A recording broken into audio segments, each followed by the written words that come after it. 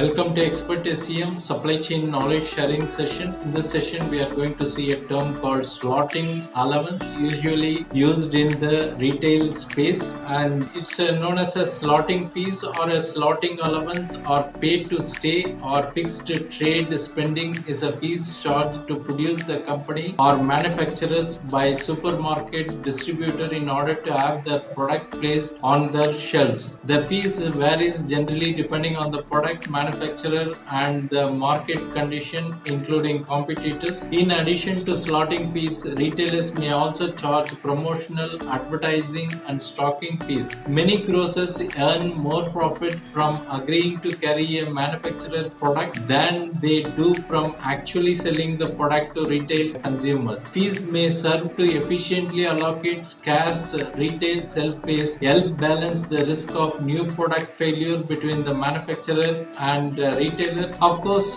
this seems to be unethical considering that the retailer's main business is selling to the customer and making profit out of this.